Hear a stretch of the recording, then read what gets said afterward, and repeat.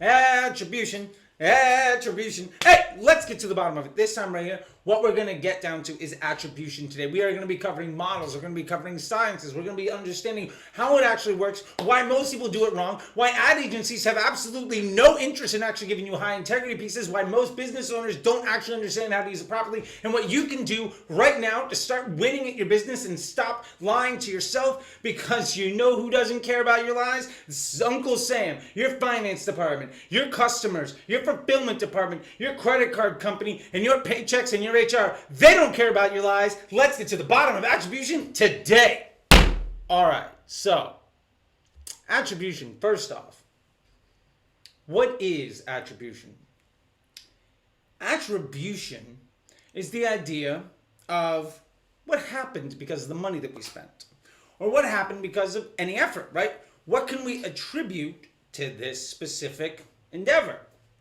Now, what happened because of the implementation of the pixel and the digital marketing world is we started to see this thing that was never before available, which was one-day click or 30-day click or view-through attribution. We were able to see, well, somebody clicked on my ad and then they made a purchase.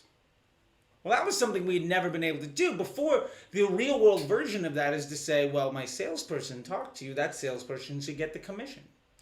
Now, that in no way takes into account, the billboards that you saw, or the TV ads that you saw, or the radio advertising that you saw, or the nice sign inside of the store, the display that even brought you in to begin with, whether or not you even knew that store existed, much less the product that you purchased.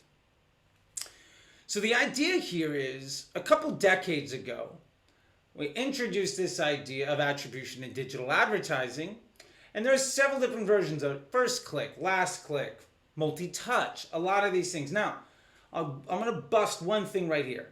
Multi-touch attribution is impossible. Businesses have spent billions of dollars for decades to try to solve for it, and nobody has. Nobody ever can. Because the idea of being able to say that every customer behaves in the same way, and that you can actually, with a high amount of confidence, assign a certain amount of credit to each individual channel on what made that occur, is 100% bullshit. Now, where people do use multi-touch attribution is in very large companies that really the purpose of that attribution is to justify the paycheck of all the people in every department. That's just the honest truth. I mean, I'm talking like big $100 million companies. That's basically how they do it, because the business is running well enough that clearly everything works.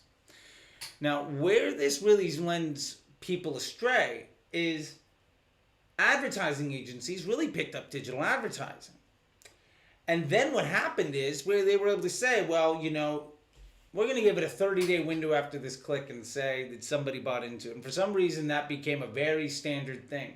And then Facebook came in and made it the 28-day. And then just basically everybody dived into it. So late 90s, we got into, well, they clicked on my ad, and we call last click. And then we got into, well, anytime click. And then we got into, well, 30-day after the click. After, like, that's going to be it. And then a little bit of view through, because we started to have some display. And billboard ads and banner ads and whatnot of all sorts of different types. And then Facebook came in and gave us the option of 28-day click and 1-day view, and that basically became the standard. Now, why did that become the standard?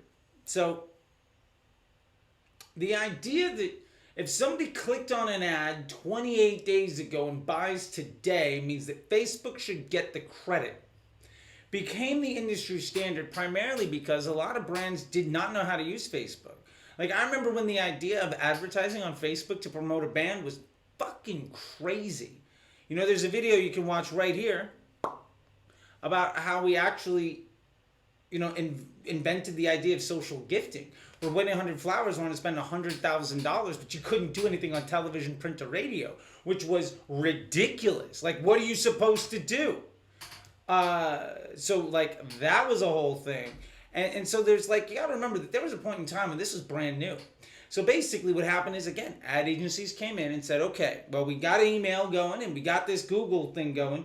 And Facebook's giving us this 28-day click. Let's line it up because the advertiser, the brand, the business was not sophisticated enough to understand where everything happened. Because a lot of businesses came into the world understanding it in a very core way that you're not going to be able to really understand who gets credit for what. You're investing into things to see if it lifts your business. They were running off of what we called MER, and there's a story time about that too. And you can check that one out if you want to, about the origin of where MER comes from, and really ultimately the Scrum document ecosystem ROAS, and what a lot of ad agencies are starting to have to do because their ability to manipulate their clients and be completely lacking integrity as a business model is getting squashed out. So really getting down to the bottom line here, attribution came down to this thing like, how much credit can we take? Basically, what's the report that's going to make the person that hired us look as good as possible? And that's the way the world was for a long time. Then you got the optimized CPM environment, and Facebook got really, really good. Now, remember, most ad agencies, even today, and most advertisers still do not employ the best practices to utilize optimized CPM. They're still using Facebook as though it were Google. They have interest groups and a lot of lookalikes, and they have these well-orchestrated multi-touch funnel campaigns going on. All of this garbage, it's more or less a liability to their success. But they're doing it because the attribution looks good. Now let's get down to what that model of attribution is called. It's called bottom up. It basically says, if I got a sale, who gets credit? So let me walk through a sale. If I have a sale today, and I have several departments, maybe my SMS team is going to say, well, we sent out a social media. We sent out an SMS, a text yesterday. And they clicked on it. And then the email team says, well, we sent them an email yesterday too. And they opened it and clicked on it. And the Google team says, well, they clicked on our Google ad 3 days ago. And Facebook says, well, they clicked on our ad 20 days ago. Or let's say, because it's the new world, 7 days ago. So what happened is the person saw a Facebook ad. They clicked on it. They went to the site. Okay. Then a couple days later, they Googled it. They went back to the site. Awesome. They signed up to get the email and SMS, and basically a blast went out. They clicked on the email, may or may not have done a thing. They clicked on the SMS, maybe had the window open. Maybe they clicked on the text message. They liked it. That email was still open on their computer, and they're like, all right, you know what? Tomorrow, I'm tired. When I wake up tomorrow, I'm going to go buy this thing. Now the problem is, according to bottom-up attribution, according to bullshit, you made 4 sales. You didn't. But apparently you did, according to everybody's reporting, because they have a myopic view of it, because they're not measuring things in an honest, high-integrity way, and honestly, because they're not measuring against the same yardstick. Now, this presents a real problem, especially when you're trying to run a successful business, because you have no source of truth. Basically, everybody's lying to you to look as good as possible and take as much credit as they can. I'll draw this out for you. This is an example of what things could look like. So let's take this here real quick. There's a Facebook click. They went to the site. They then searched, they signed up for email, got an SMS, and you got 1 sale. However, reporting says you got 4. Did you get 4 times the amount of revenue? Does your finance department see 4 overall conversions? Does your fulfillment center have 4 packages to send? The answer is no. So the point is, bottom-up attribution is basically built on the idea of how much credit can I take? How much of everybody's work should I get credit for? And this is fundamentally flawed and will never be the way that you should run things. It hasn't ever been. It isn't currently, and moving forward in the future is not something that will ever actually make sense unless you're able to take somebody, hide them in a cave their entire life, show them 1 ad, and point them to a store where they make only 1 purchase, where they never interact with anybody. If that's the case, then that sounds like a very dystopian future. But that is a case where you'd be able to say bottom-up attribution legitimately has any impact. Oh, it's also a product that they've never ever seen before in their life. The truth is what we call top-down attribution. Top-down says, I spent money. I spent $1. What happened because of it? How far down in my desired actions did somebody go?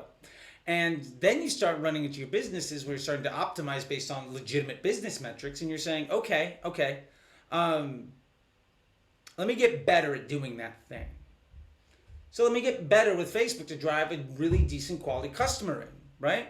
Let me get better at my email about getting people to click. Let me get better at my open rate. Let me get better at all of these things. And what happens is, especially if you're using a platform to create intent and demand and attention, you get better quality customers into your store. And this is why another reason why CPCs and click-through rates and cost per add to cart are absolutely irrelevant nonsense metrics. So I like to say garbage metrics for garbage thinking. Do you want a really low cost per add to cart? Does that matter to you? Do you really want to get the lowest cost person that doesn't buy? Let me put it this way. If you're running, say you have a Ferrari dealership, and you're like, all I need to do is put somebody in these cars. I'm going to get my add to cart. Well, I can bring you a bunch of college students that have no money, but no parents and a driver's license. I'm going to get you a ton of add to carts. Doesn't mean a damn person's going to buy. So you can optimize for the low quality traffic, or you can optimize for the thing that actually gets the job done. And top-down attribution allows you to prioritize efficiency and quality of every effort across every channel. Now, once you start to do that and you start to use your ecosystem ROAS doc, and you really understand the ROI of your entire business, then you can start to move yourself forward from being stuck at $500 a day or $2,000 a day, and really focus in on, well, what is the one pain point that I should be spending all my money on actually testing so that I can move my business to a $5,000 a day? Or how did, for instance, me take a $7,000 or $8,000 a day ad account in business and move them to a $30,000 to $50,000 and sometimes a $100,000 a day ad spend?